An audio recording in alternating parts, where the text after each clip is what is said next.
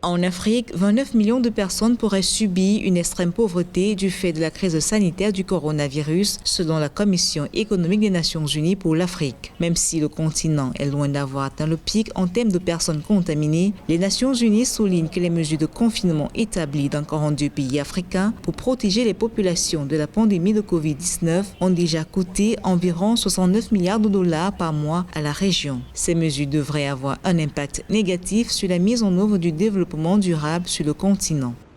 L'Afrique était déjà témoin de l'impact économique de la crise du Covid-19 avant même son impact sur la santé publique et pourrait voir sa croissance ralentir de 1,8 à 2,6% du PIB, ce qui pourrait plonger 29 millions de personnes dans l'extrême pauvreté.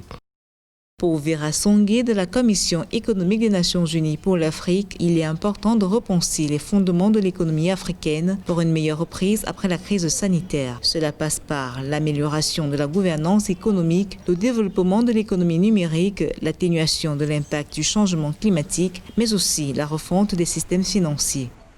Je crois que c'est l'occasion de mener une réflexion d'ensemble au niveau du continent pour comprendre que si nous avions notre propre monnaie, on donnerait l'ordre au gouverneur de la Banque centrale d'actionner la planche à billets.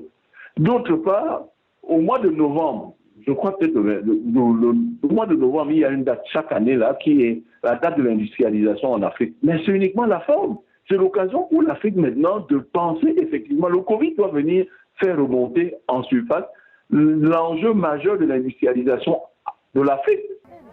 Les dernières statistiques des centres africains de contrôle et de prévention des maladies ont révélé que le nombre de cas confirmés de Covid-19 sur le continent africain a dépassé 158 318, alors que le nombre de décès dus à la pandémie en cours est passé à 4 508 en date du 3 juin.